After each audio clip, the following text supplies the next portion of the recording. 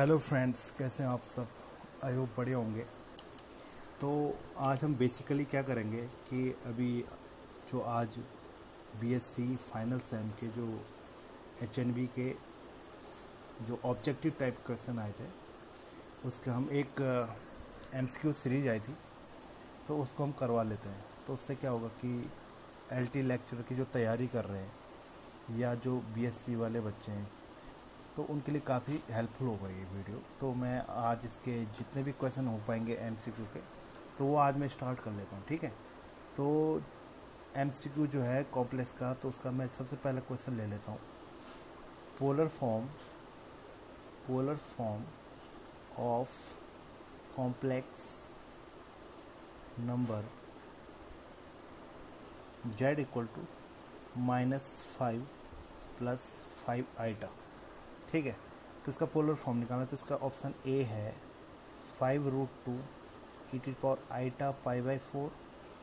B option है इसका 5√2 e⁻³ π/4। सी option है इसका 5√2 e⁻³ π/4 एंड डी ऑप्शन है इसका नन ऑफ दीज, ठीक है। तो इसमें जो देखिए z इक्वल टू हमारे पास है -5 + 5 आइटा, तो r या जिसे मॉड ऑफ z कहते हैं वो आएगा √-5² + 5²। तो ये हो जाएगा, इसको 5² × 5² कर सकते हो, तो ये हुआ 2 × 5² मीन्स 5√2, ठीक है। ये तो r आ गया, जिसे हम क्या कहते हैं मॉडुलस। अब एम्पलीट्यूड या आर्गूमेंट क्या आएगा इसका? एम्पलीट्यूड ऑफ z होगा tan इनवर्स y/x, y है 5, x है -5। अब देखिए यहाँ पर ये जो है ये किस क्वाड्रेंट में आ रहा है? x है -5, y है 5। तो कौन सा क्वाड्रेंट होता है? x नेगेटिव होता है, y पॉजिटिव होता है। वो कौन सा आता है? सेकंड क्वाड्रेंट, ठीक है। सेकंड क्वाड्रेंट में निकालने के लिए क्या करते हैं? देखिए इसकी जो मॉडुलस वैल्यू है इसकी 5/-5 की, वो 1 है। वो 1 कहाँ पर होता है? π/4 पे। अब मुझे निकालना है सेकंड क्वाड्रेंट में, तो सेकंड क्वाड्रेंट में क्या निकालता है? पाई, ये इक्वल हो जाएगा π - π/4, तो कितना आ जाएगा? 3π/4। तो इसका जो पोलर फॉर्म हो गया वो हो गया हमारे पास r⁻θ से निकलेगा। ये एम्पलीट्यूड ऑफ z आएगा जो, ठीक है। ये थीटा बोल सकते हो आप इसको। ये हो गया r मीन्स 5√2 e⁻θ 3π/4। तो ऑप्शन क्या हो गया इसका? ऑप्शन सी इज करेक्ट, ठीक है। अगला है क्वेश्चन सेकंड जो है, फर्स्ट है, अब है सेकंड क्वेश्चन हमारे पास है if the amplitude z is theta, then amplitude of eta z is, पहला ऑप्शन है -θ, बी है थीटा प्लस π/2, सी है theta plus pi and D है थीटा -π/2। तो देखिए क्या होता है, जब भी दो कॉम्प्लेक्स नंबर, z का तो थीटा है, तो आइटा z का एम्पलीट्यूड होगा amplitude of iota plus amplitude of z। जैसे लॉग चलता है वैसे क्या चलता है? एम्पलीट्यूड चलता है। तो आइटा का जो एम्पलीट्यूड होता है वो होता है π/2, ठीक है। और एम्पलीट्यूड z है थीटा, तो क्या आंसर आ जाएगा इसका? Theta plus π/2। तो ऑप्शन क्या हो गया? बी इज करेक्ट, ठीक है। अगला क्वेश्चन है which of the following function is bounded, which is bounded function. तो पहला है हमारे पास e⁻z, बी है e⁻−z, सी है cos z एंड डी है नन ऑफ दीज, ठीक है। तो यहाँ पर जो e⁻z हो गया, ये e⁻−z हो गया, ये दोनों ही अनबाउंडेड होते हैं। cos z भी अनबाउंडेड होता है, वो कैसे? क्योंकि ये तो आप निकाल सकते हो। cos z क्यों होता है अनबाउंडेड? क्योंकि cos z क्या होता है, यहाँ पर z है, ये cos x नहीं है, ठीक है। तो आप इसको x + i⁻y से भी कर सकते हो, ठीक है। तो जो cos z होता है इसको आप लिख सकते हो cos x + i⁻y। x और y रियल है, ठीक है। इसमें फॉर्मूला तो cos x मतलब cos x cos y minus sin x sin y। मैं आपको बता रहा हूँ कि साइन जेड हो गया, कॉस जेड, ये कोई भी क्या होता है बाउंडेड नहीं होता, आंसर तो डी है। बट ये बता रहा हूँ कि कॉस क्यों नहीं होता, क्योंकि कॉस में ज़्यादा फंक्शन क्या करते हैं कि यहाँ पे बाउंडेड हो, कॉस एक्स होता है, जब जेड क्या होता है रियल फंक्शन होता है, ये कॉम्प्लेक्स है। तो cos x cos iota y होता है cos hyperbolic y minus sine x, ये होता है आइटा साइन हाइपरबोलिक, तो आइटा मैं यहाँ लिख दे रहा हूँ साइन हाइपरबोलिक वाई, ठीक है। अब असल में जो कॉस एक्स ये बाउंडेड है साइन एक्स, पर कॉस हाइपरबोलिक वाई और साइन हाइपरबोलिक वाई क्या नहीं होते, बाउंडेड नहीं होते, क्योंकि कॉस हाइपरबोलिक वाई क्या होता है ई की पावर वाई प्लस ई की power minus y upon 2, and sine hyperbolic y कितना होता है ई की पावर वाई माइनस ई की पावर माइनस वाई अपॉन 2। अभी जो दोनों के दोनों फंक्शन जैसे कॉस हाइपरबोलिक वाई हो गया, इसका हम क्या करेंगे जैसे ई की पावर वाई हो गया, ठीक है।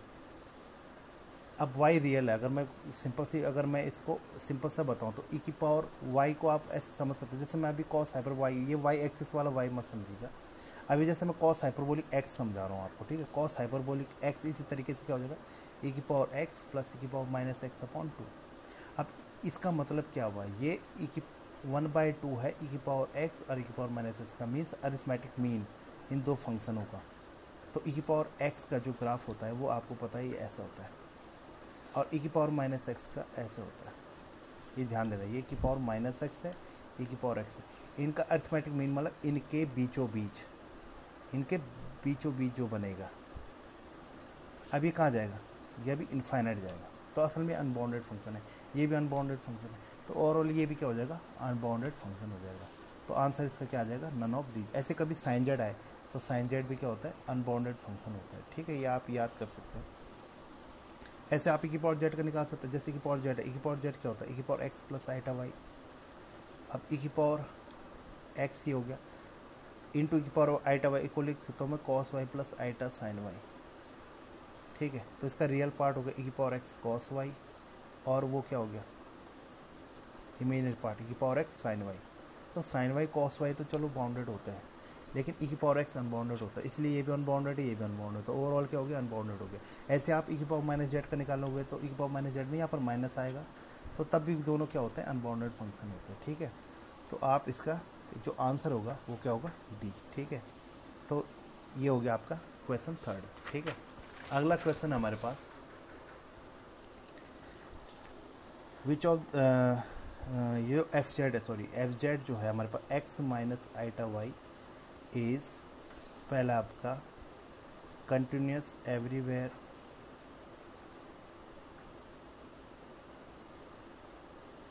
बी है discontinuous at z equal to 0, C है बाउंडेड, डी है नन ऑफ दीज। तो देखो बाउंडेड तो होगा नहीं, क्योंकि आप x को इनफाइनाइट टेंड कर सकते हो, y को इनफाइनाइट टेंड तो इनफाइनाइट तक टेंड कर सकता है ये, ठीक है। तो बाउंडेड तो होगा नहीं। कंटिन्यूस की बात करें तो यहाँ पर दो एफ जेड जो है दो फंक्शन, इसमें u है x, v है y, यहाँ पर जो फंक्शन है ये f ऑफ ये x और y, इसमें दो फंक्शन है। अगर x फंक्शन है और एक y है, x भी पॉलिनोमियल हो गया y भी एक पॉलिनोमियल हो गया इन y, तो पॉलिनोमियल फंक्शन क्या होता है कंटिन्यूस होता है एवरीवेयर, तो इसका आंसर हो जाएगा कंटिन्यूस एवरीवेयर, ठीक है। तो इसका आंसर हो जाएगा ऑप्शन ए, ठीक है। तो ये हो गया 4th क्वेश्चन। अगला है 5, which of the following is discontinuous at z equal to 0, discontinuous at z equal to 0।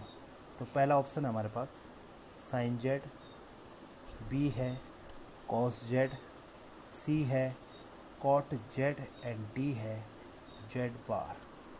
तो यहाँ पर डिसकंटिन्यूस की बात कर रहे हैं, तो यहाँ पर देखिए जो साइन जेड फंक्शन होता है कॉस जेड, ये दोनों क्या होते हैं कंटिन्यूस होते हैं, जेड बार भी कंटिन्यूस होता है, क्योंकि असल में जेड बार ही है x minus iota Y.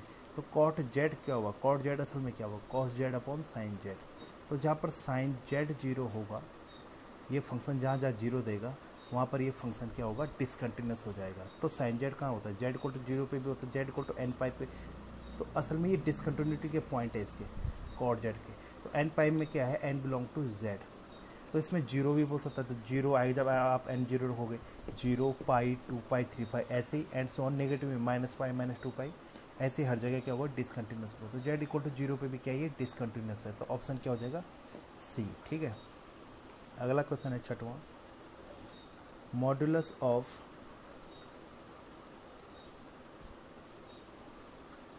z equal to 2i/3 minus 4i।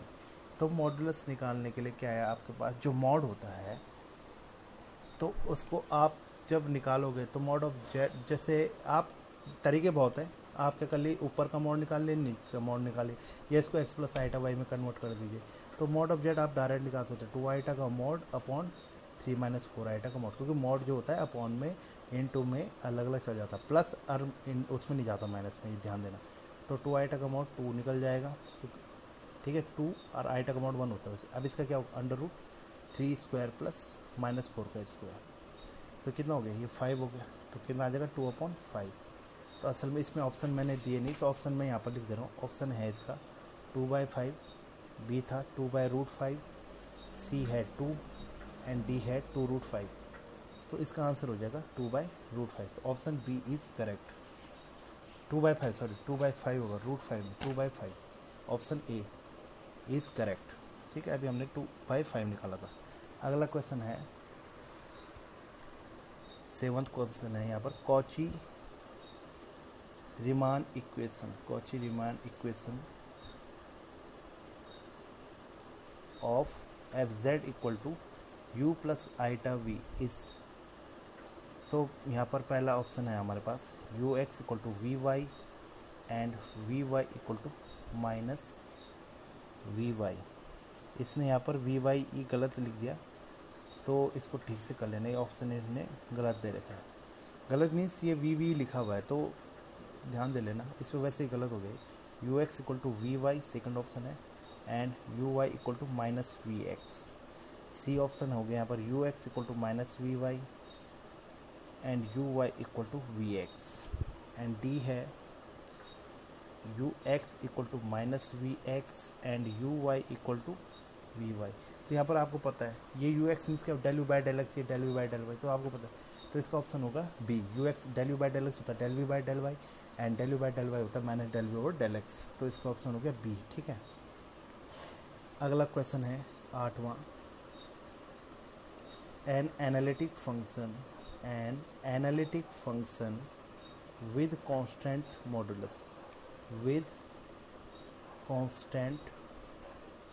Modulus is. पहला ऑप्शन है यहाँ पर दिया इन्होंने वेरिएबल, बी है मे बी वेरिएबल और कांस्टेंट,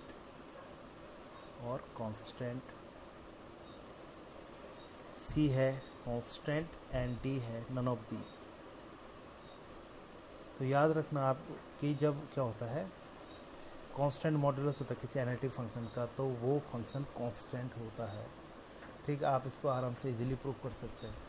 कांस्टेंट मॉडुलस क्या होता है, मॉडुलस क्या होता है, जैसे एफ जेड है हमारे पास यू प्लस आईटा वी, ठीक है, इसका मॉडुलस में under root u square plus v square constant है, तो इसका होल स्क्वायर भी कांस्टेंट हुआ। तो क्या होगा 2u del u by del x plus 2v del v over del x equal to 0। ठीक है, अब यहाँ पर हम क्या निकाल सकते हैं आराम से easily, del u by del x को हम निकाल सकते हैं del u by del y, ऐसे ही। तो del v by del x कितना होता है, del v by del x आपको पता है माइनस डेल यू और डेल वाई होता है। ठीक है, तो इसको मैं प्रूफ करा दे रहा हूँ आपको, 2u del u by del x plus 2v ये होता है minus del u by del y equal to 0। इसको नंबर दे दीजिए 1। अब y के रिस्पेक्ट में करेंगे इसी का u square plus v square का करेंगे, तो क्या आएगा 2u del u by del y plus 2v del v और डेल वाई इक्वल टू 0। अब आपको पता है कि जैसे मैंने इसको बनाया u में, ठीक है, आप उससे भी रख सकते हैं। तो 2u डेल यू बाई इसको इसमें बनाना, तो इसके बाद क्या आ जाएगा 2u del u by del y plus 2v del, इसको क्या लिख सकते हैं del u by del x equal to 0। इसको नंबर दे दीजिए 1। अब क्या करें, सॉरी नंबर 2। अब इसमें देखिए इन दोनों इक्वेशंस में यहाँ पर जो हमारे पास है ये टू टू आप उधर ले जा देना, ठीक है। तो del u by del x और del u by del y के कोफिशिएंट लिखेंगे। पहले हम del u by del x कर लिखेंगे तो क्या आएगा यू, फिर आएगा माइनस वी, ठीक है, पहले इक्वेशन से। इससे क्या आएगा वी एंड यू, इसको मैं मैट्रिक्स फॉर्म में बना रहा हूँ, ठीक है। Del u by del x और del u by del y equal to 0 0, इस फॉर्म में आया। अब यहाँ पर ये जो है मैट्रिक्स, ये a x equal to b समझिए। अब डिटर्मिनेंट ए क्या आएगा u square plus v square, ये तो कांस्टेंट है। ये कांस्टेंट असल में नॉन जीरो कांस्टेंट हुआ, ठीक है, ध्यान देना इस बात को। तो क्या यहाँ पर क्या आएगा, जब ये कांस्टेंट हो जाएगा नॉन जीरो कांस्टेंट, तो क्या होगा जब डिटर्मिनेंट नॉन जीरो होता है क्या होता है, तो ये जो एक्स होता है वो जीरो होता है। तो del u by del x भी क्या हो गया zero, and del u by del y भी क्या हो जाएगा जीरो।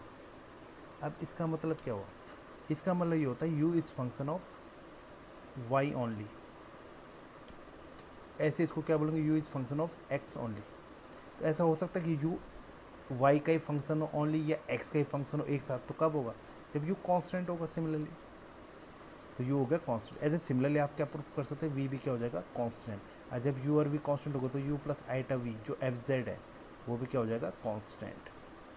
तो इसका आंसर हो जाएगा सी, ठीक है, कांस्टेंट फंक्शन।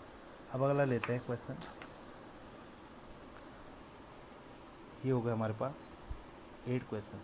अब आता है अगला क्वेश्चन 9 क्वेश्चन। द इक्वेशन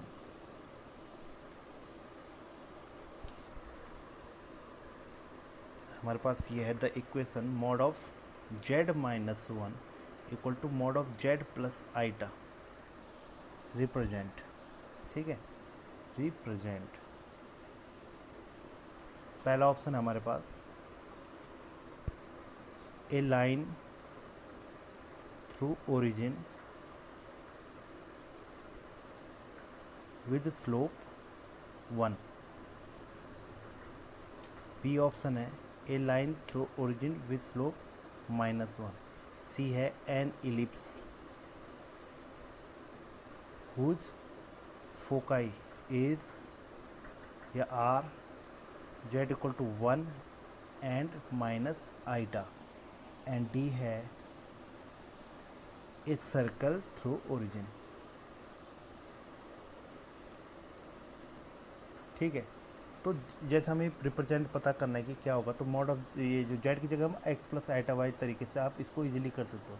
तो क्या आएगा इसका, जब हम एक्स प्लस आईटा वाई रखेंगे जेड की जगह, तो ये इस फॉर्म में बन जाएगा, ठीक है। इसमें क्या आएगा x plus आईटा Y plus one, आईटा एक साथ और वो एक साथ। इसका मॉडुलस क्या आएगा under root x minus one का स्क्वायर प्लस वाई स्क्वायर। इधर क्या आएगा x square plus y plus one का होल स्क्वायर।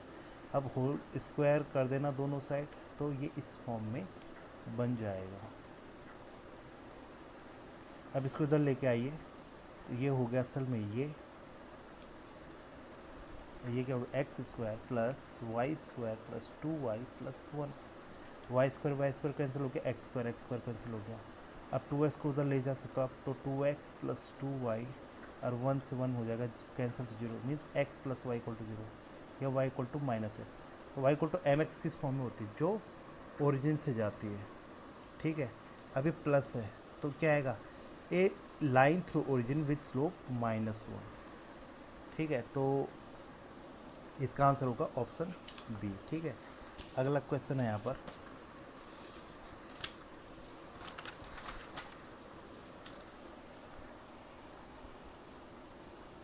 10वां है, which of the following function is not analytic. Which of the following function, which of the following function is not analytic, is not analytic, ठीक है। तो पहला option है यहाँ पर z cube, B है z plus z bar, C है e t power x into cos y plus iota sine y, and D है हमारे पास sine x cos hyperbolic y plus iota cos x sign hyperbolic Y, ठीक है। तो देखिए simple सी बात है, जो पॉलिनोमियल फंक्शन होते हैं जेड में ओनली, तो वो तो एनालिटिक होता है, तो जेड क्यूब एनालिटिक हो गया। बाकी इन दोनों को आप del u by del x के मेथड से करेंगे तो इसका ये सी ऑप्शन से देखेंगे तो u कितना हो गया, e की power x cos y and v हो गया e की पावर x sin y। तो del u by del x कितना आ रहा है, e की power x cos y। Del u by del y कितना आ रहा है, e की power x cos y। Same है, del u by del y निकालोगे आप तो क्या आएगा, e की power x sin y with negative sign and we x आएगा आपका e की पावर x sin y। तो ये कॉची-रीमान इक्वेशन सेटिस्फाइड कर रहा है, साथ में ये दोनों फंक्शन कंटिन्यूस होते हैं। तो इसका मतलब क्या हो जाएगा, इनकी जो पार्शियल डिफरेंसेस है ना ये कंटिन्यूस है, तो ये क्या हो जाएगा, ये भी एनालिटिक हो जाएगा। ये क्यों नहीं है अभी बी, ऐसे आप डी भी चेक कर लीजिए, बी क्यों है, पहले जेड की जगह अगर मैं एक्स प्लस आइटा वाई रखूँ, जेड बार हो गया एक्स माइनस आइटा वाई, ठीक है, तो ये हो गया 2x। अब यहाँ पर ये u है, इसको आइटा क्वेश्चन जीरो, तो u है 2x, v है 0, del u by del x कितना हुआ 2, del u by del y कितना हुआ 0, ये इक्वल ही नहीं है, तो ऑब्वियसली क्या होगा, बी ऑप्शन क्या होगा, इज़ नॉट एनालिटिक। ठीक है, तो आप इसको याद कर सकते हैं। दूसरा ये है हमारे पास, a harmonic conjugate of u x y equal e की पावर एक्स साइन वाई।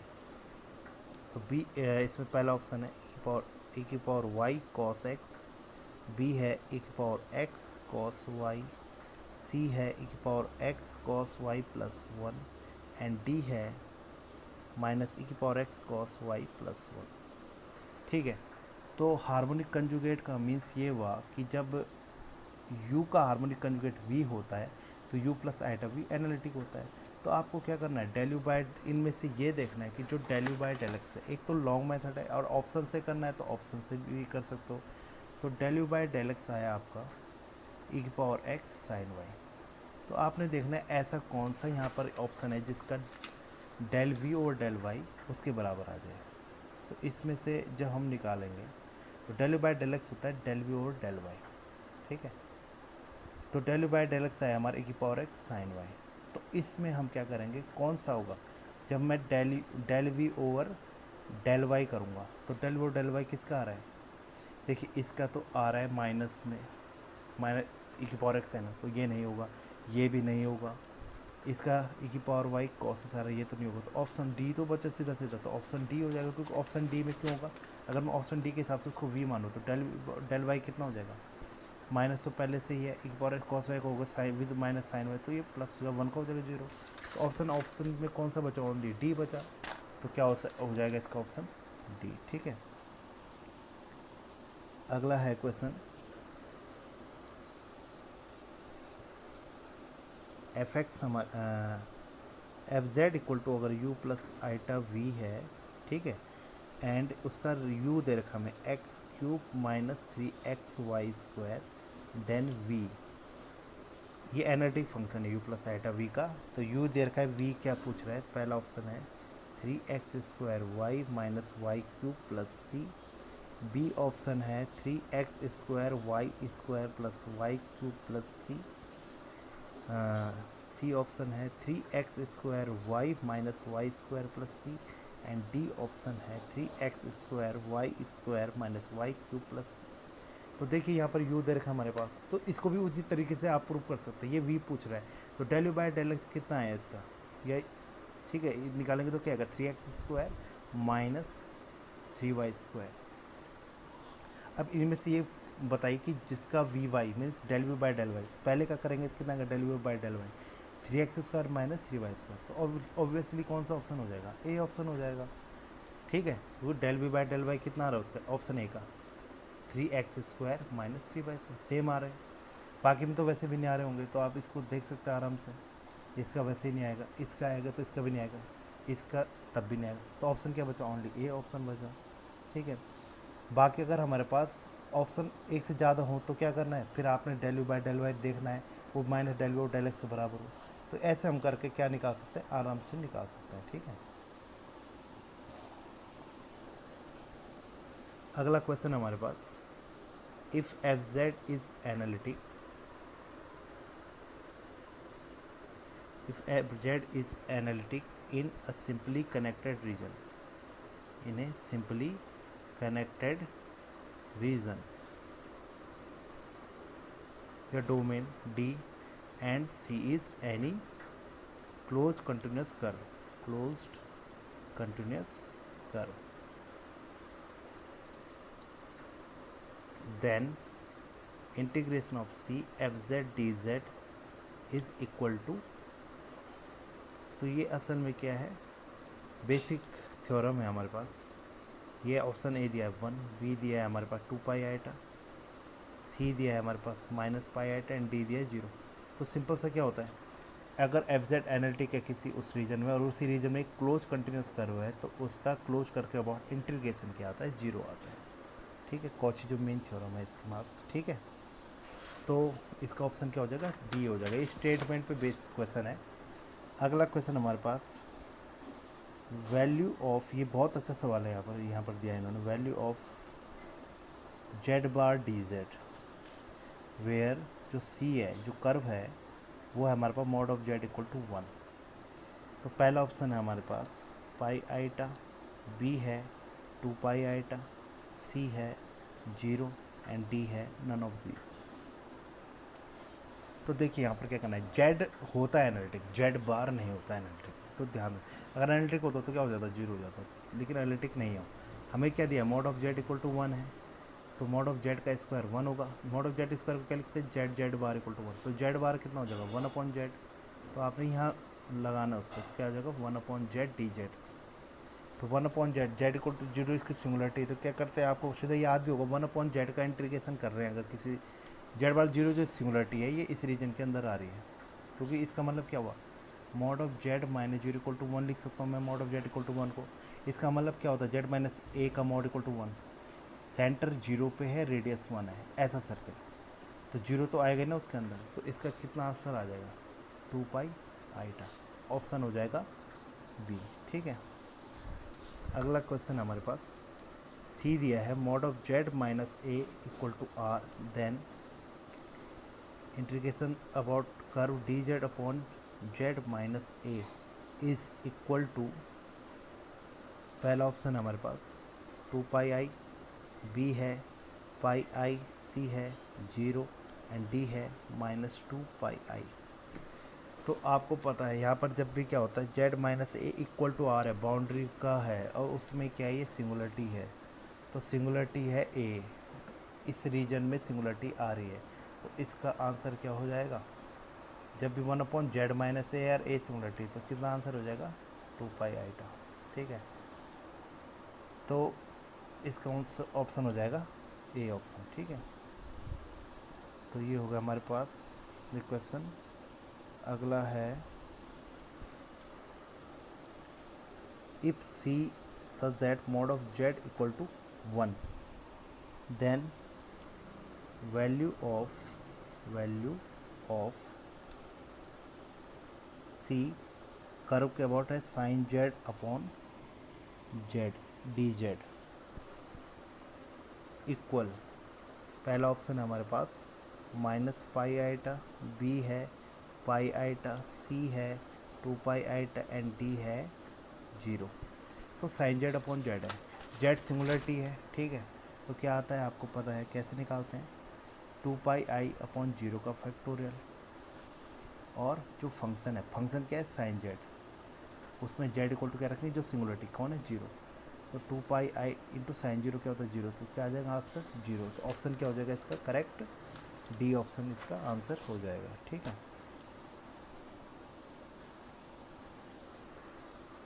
अगला क्वेश्चन है if F z is analytic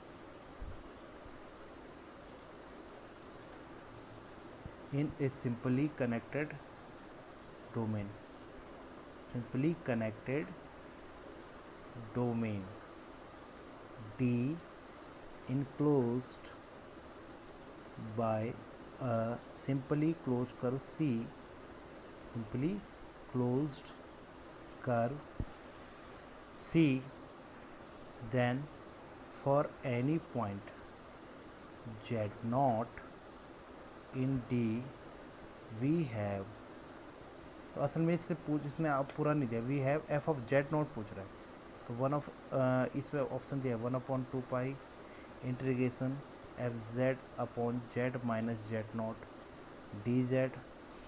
B option है 1/2 integration f z upon z minus z naught d z, ऐसे ही लिख देता हूँ मैं। सी ऑप्शन है 2 integration f z upon z minus z naught d Z.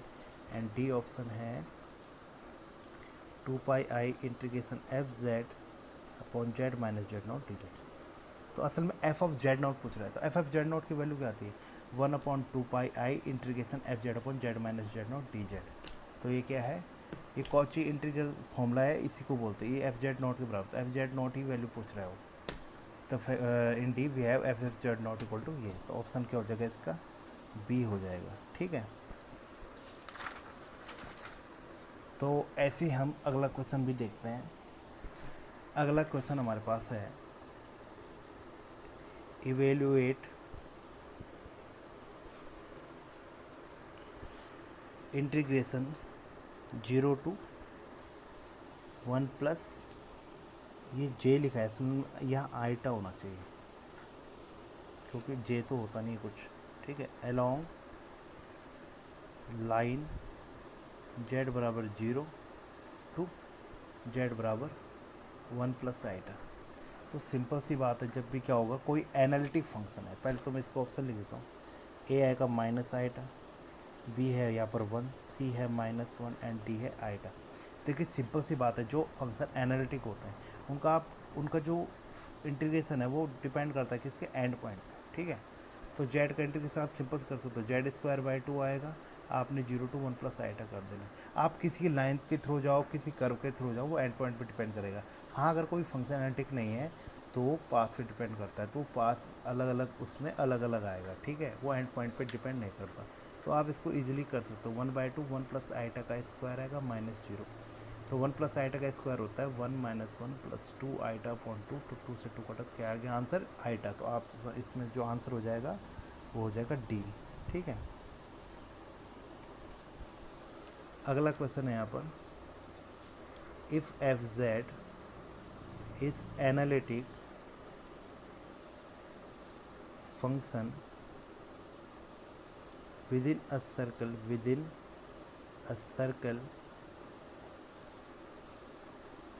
C such that mod of z minus a equal to r, then for every z inside C fz can be expressed as। तो ये असल में F Z कर analytic है with in circle, तो ये Taylor expansion पूछ रहा है किसी फंक्शन का। तो तो इसमें जो ऑप्शन है ए है वो दिया f z equal to summation n equal to 0 to infinity f of n a upon n factorial z minus a to the power n. B option है f z equal to summation n equal to 0 to infinity, ये nth derivative of a है। ठीक है, ये upon में N है। सी option है हमारे पास f z equal to summation n equal to 0 to infinity f n -1 a upon n -1 का फैक्टोरियल जेड माइनस ए की power n. And D option है हमारे पास f z equal to summation n equal to 0 to infinity f n -1 of a upon n -1 z minus a की power N. तो देखिए simple सी बात है, जो टेलर एक्सपेंशन होता है उसमें जो पावर होगी जेड माइनस ए की पावर, उतना ही वो फैक्टोरियल अपॉन में होना चाहिए। अब फैक्टोरियल आता है इनका, एन एच डेरिवेटिव आता है, तो इसका आंसर हो जाएगा ऑप्शन ए। ठीक है,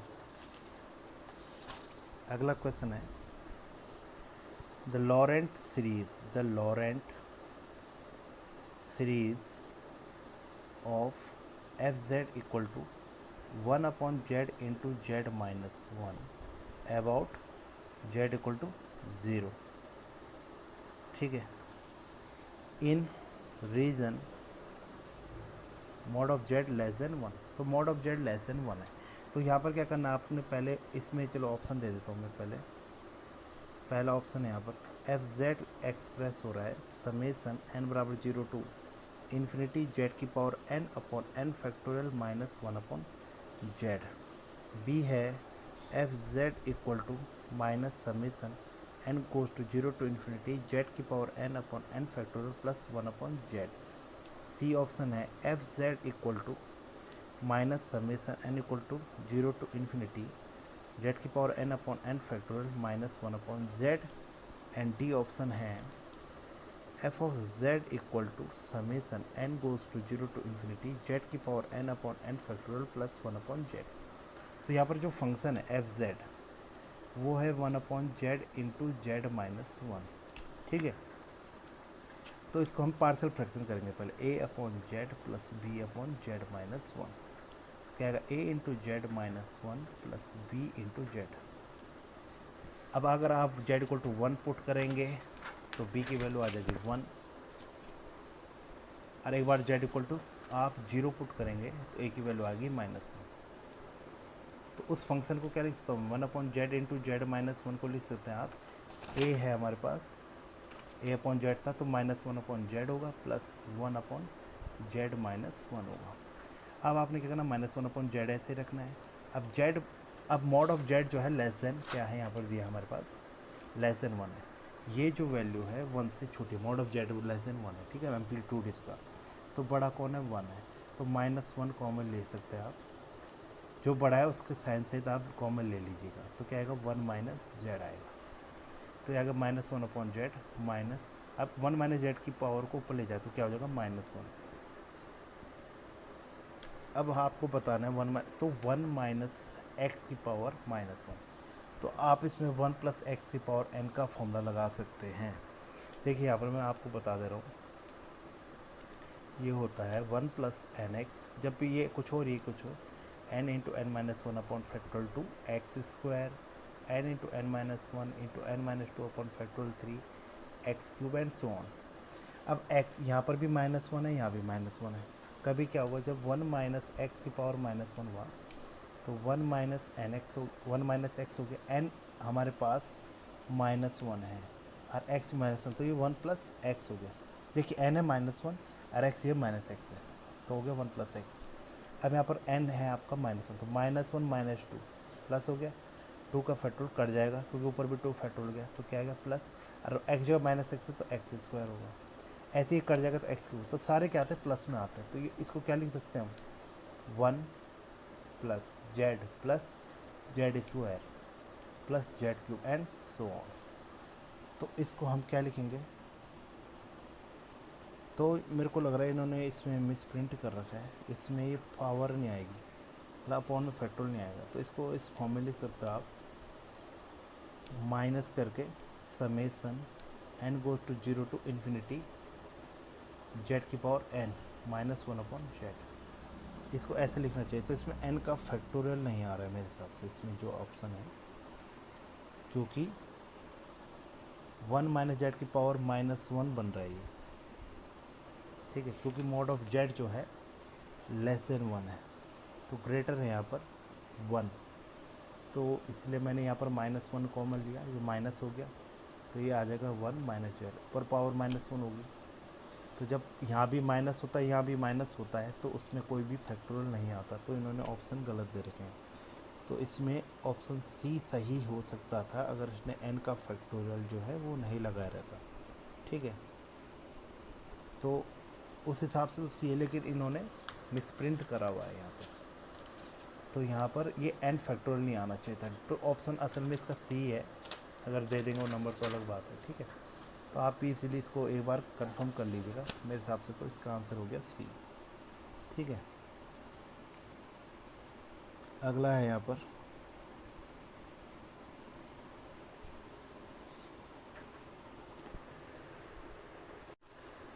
उसके बाद अगला क्वेश्चन लेते हैं।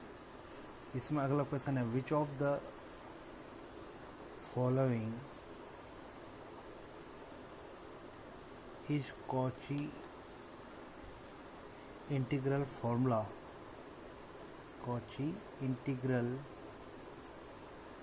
Formula for derivative of an analytic function, an analytic function.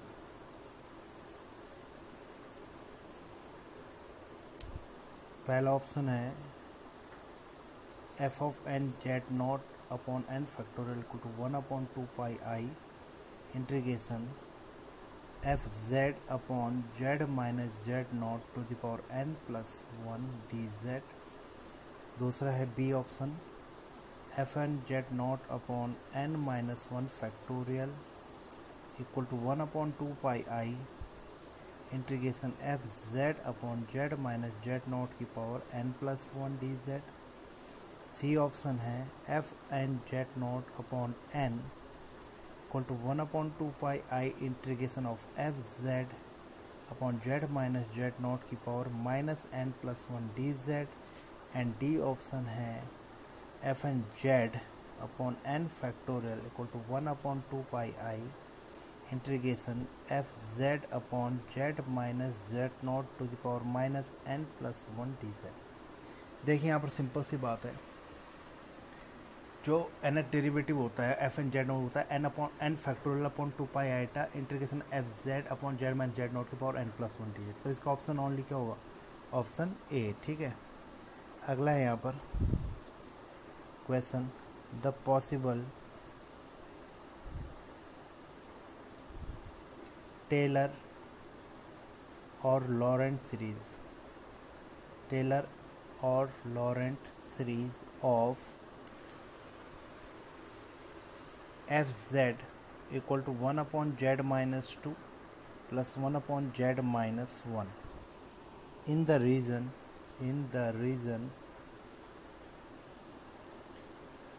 0 less than mod of z less than 1 is, पहला ऑप्शन है f z equal to summation n goes to 0 to infinity minus 1 1/2 to the power n z to the power n।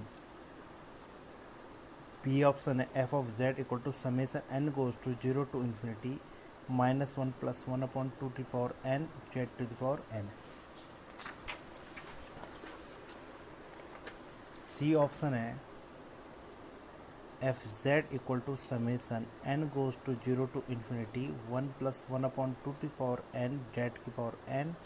And D option है हमारे पास f z equal to summation n goes to 0 to infinity 1 minus 1/2 की power n z की power n।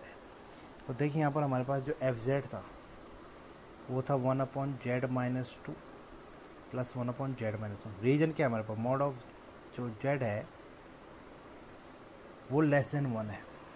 ठीक है, तो क्या करना है यहाँ पर -2 कॉमन लेने, क्योंकि मॉड ऑफ z 1 से छोटा तो मॉड ऑफ 2 से भी छोटा होगा। तो ये क्या हो जाएगा 1 माइनस जेड अपॉन 2 प्लस यहाँ से -1 कॉमन लेंगे तो 1 माइनस जेड हो जाएगा।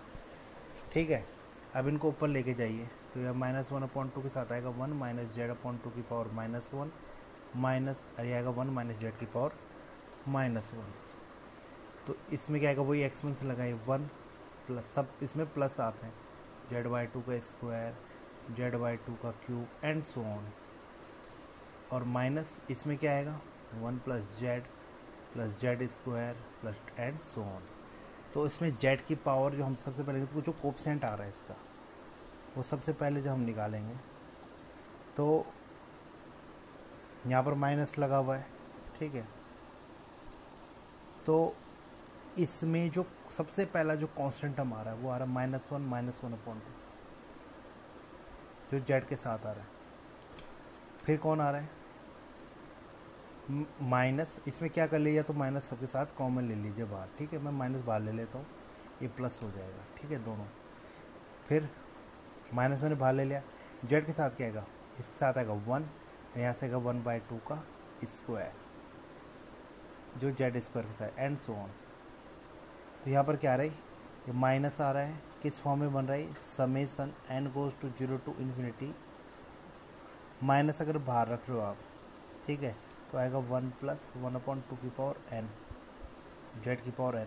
माइनस अंदर ले जाओगे तो क्या आ जाएगा, ऑप्शन पहला वाला -1 1/2 की पावर n। तो ऑप्शन क्या हो जाएगा इसका, पहला वाला एक्सपेंशन हो जाएगा। ठीक है, इसका पहला, फिर अगला क्वेश्चन है हमारे पास, series f z equal to summation a n into z minus z naught to the power n goes to 0 to infinity where a n equal to 1/2 pi I integration f z d z upon z minus z naught की power n+1 represent, पहला option है हमारे पास Taylor, B है Laurent, C है Maclaurin, D है none of these. तो क्या होता है जिसमें ओनली पावर n जो होती है हमारे पास पॉजिटिव पावर्स होती हैं, तो टेलर एक्सपेंशन होता है उसका। ठीक है, तो इसका ऑप्शन हो जाएगा ए। ठीक है, स्पेशल अगर 0 पे निकाल रहे हैं तो टेलर का मैक्लॉरिन सीरीज हो जाएगी। ठीक है, लॉरेंट क्या होता है जिसमें पॉजिटिव नेगेटिव दोनों पावर होती है, तो लॉरेंट का एक स्पेशल कंडीशन होती है जो टेलर होती है। ठीक है, तो इसका हो जाएगा टेलर। अगला है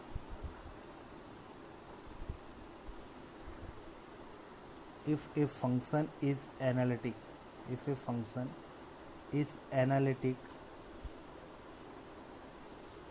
in a bounded domain except finitely many point,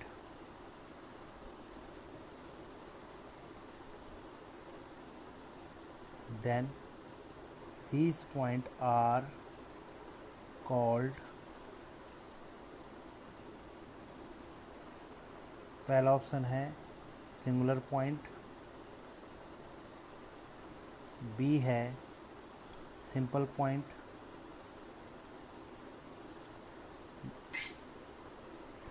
सी है कंटिन्यूस पॉइंट एंड डी है नन ऑफ दी।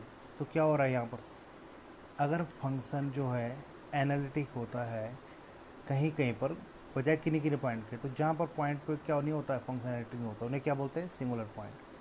ठीक है, तो ऑप्शन हो जाएगा ए।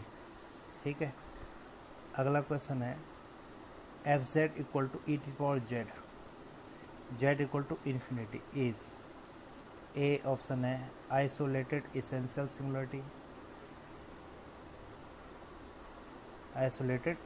Singularity,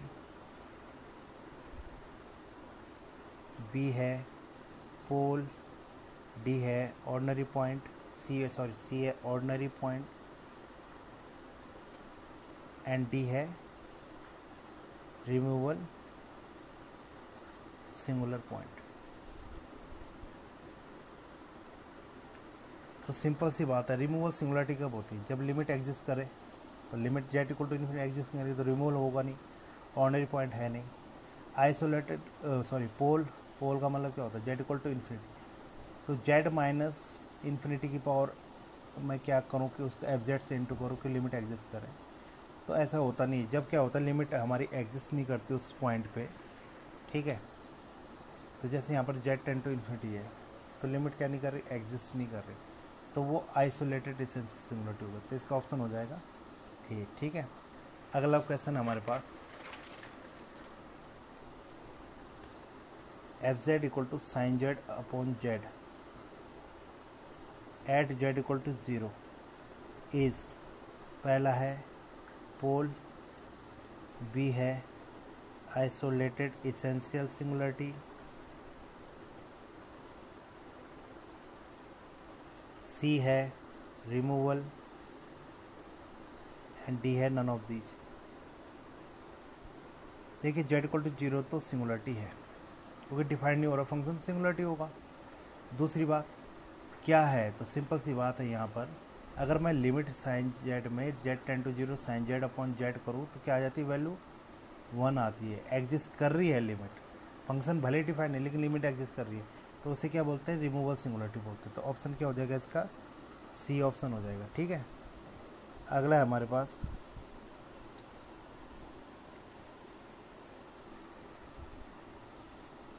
value of argument z minus argument of minus z is, पहला ऑप्शन है हमारे पास plus minus pi by 4, B है 0, सी है plus minus pi by 2 and D है प्लस माइनस पाई। देखिए अगर आर्गूमेंट जेड, अगर मैं इसको आप वैसे भी कर सकता, अगर यहाँ पहले में मान लीजिए थीटा है तो माइनस जेड क्या होता है, माइनस जेड यहाँ आएगा, तो यहाँ कितना होता है आपको पता है माइनस पाई प्लस थीटा। अगर मैं थीटा में से माइनस करूँ माइनस पाई प्लस थीटा तो कितना आ जाएगा प्लस पाई। और अगर यहाँ है तो यहाँ पर क्या आता है पाई माइनस थीटा, आपको पता कैसे निकलता है ये, तो यहाँ पर आता है पाई माइनस थीटा, उसके लिए माइनस जेड आएगा, यहाँ के लिए क्या आता है पाई माइनस थीटा के लिए, उसके लिए आता है माइनस थीटा। तो इन दोनों को ऐड करूँगा तो क्या आएगा, सब्ट्रैक्ट करूँगा पाई माइनस थीटा से माइनस थीटा करूँगा तो तब भी क्या आ रहा है पाई, तो ऑप्शन क्या आ जाएगा प्लस माइनस पाई। ठीक है, तो इसको आप इजीली निकाल सकते हैं। आर्गुमेंट जेड यहाँ है तो यहाँ, अगर आप यहाँ ले रहे हो तो यहाँ होगा, तो थीटा में से सब्ट्रैक्ट करेंगे तो तब भी क्या आएगा, अगर मैं देखो यहाँ दोनों में लिया तो पाई है, अगर मैं यहाँ दोनों में लूँगा तो क्या आ जाएगा माइनस पाई आ जाएगा, तो क्या ऑप्शन हो जाएगा इसका डी। अगला क्वेश्चन है the equation Z Z bar equal to 3 represent, पहला ऑप्शन है ए पैराबोला, बी ऑप्शन है ए सर्कल, सी ऑप्शन है एन इलिप्स एंड डी है नन ऑफ दीज। तो देखिए क्या है यहाँ पर जेड जेड बार है, जेड जेड बार क्या होता है, z Z bar equal to 3 है, तो जेड जेड बार होता है मॉड ऑफ जेड का स्क्वायर, और मॉड ऑफ जेड का स्क्वायर क्या होता है x square plus y square equal to 3, तो x plus y square equal to 3 क्या होता है 0 0 सेंटर है, √3 रेडियस है, तो क्या होता है एक सर्किल होता है। ठीक है, अगला क्वेश्चन है limit z tend to 0 z bar upon z is, तो पहला ऑप्शन है 1, बी है -1, सी है does not exist and D है इन्फिनिटी। तो सिंपल सी बात है, ये हुआ z tend to 0 z bar, इसको आप जेड को x comma y equal to 10 to 0 0 लिख सकते हैं, एक ही बात हुई। जेड 10 to 0 का मतलब है एक्स और वाई दोनों 10 to 0 0 करें। जेड बार क्या होता है एक्स माइनस आइटा वाई, और जेड क्या होता है एक्स प्लस आइटा वाई। अब ये होता है वेरिएबल सेवरेबल, जिसमें हमारे पास वेरिएबल जो होते हैं काफ़ी होते हैं। तो सेवरल वेरिएबल में क्या होता है, तो यहाँ पर एक्स और वाई दो वेरिएबल हैं, तो आप जैसे अगर आप 0 की तरफ जा रहे एक्स एक्सिस के अलाउ, ठीक, तो वाई 0 होगा। तो अगर मैं इसको ले जाऊँ लिमिट एक्स टेंड टू 0, तो क्या होगा वाई 0 रखना, तो एक्स अपॉन एक्स कितना आ जाएगा 1। और अगर मैं वाई के थ्रू लेके जाऊँ तो limit y tend to 0 minus iota y upon eta y, तब कितना हो जाएगा -1। तो क्या आ रहा है अलग अलग पाथ के अकॉर्डिंग किसी पॉइंट पे जाने पे क्या आ रहा है लिमिट अलग अलग आ रही है, तो लिमिट क्या होगी डज नॉट एग्जिस्ट होगी। ठीक है, तो ये हो गया अगला क्वेश्चन। इसके अगला क्वेश्चन लेते हैं f z and g z are continuous at z equal to z naught, then पहला ऑप्शन है f z plus g z is continuous at z equal to z naught, b है f z, b option है f z into g z is continuous at z equal to z naught, f z upon g z it continuous if z g z naught does not equal to 0 and all of above. तो क्या होता है ये upon सही बात है, इसमें सारे के सारे ऑप्शन सही है, तो ऑप्शन क्या हो जाएगा ऑप्शन डी। ठीक है, अगला है f z equal to 1 plus z upon 1 minus is not analytic at, तो जहाँ पर फंक्शन डिफाइंड नहीं होता वहाँ पर कंटिन्यूस नहीं होता तो डिफरेंशिएबल नहीं होता तो एनालिटिक नहीं होगा। तो ये अपॉन में 0 कहाँ पर आ रहा है 1 पे, तो डिफाइंड नहीं होगा तो वहाँ पर एनालिटिक भी नहीं होता। जेड इक्वल टू 1 पे क्या नहीं है ये एनालिटिक है, मतलब एनालिटिक नहीं है। अगला क्वेश्चन है if f z equal to u plus iota v is an analytic function then पहला option only u is harmonic,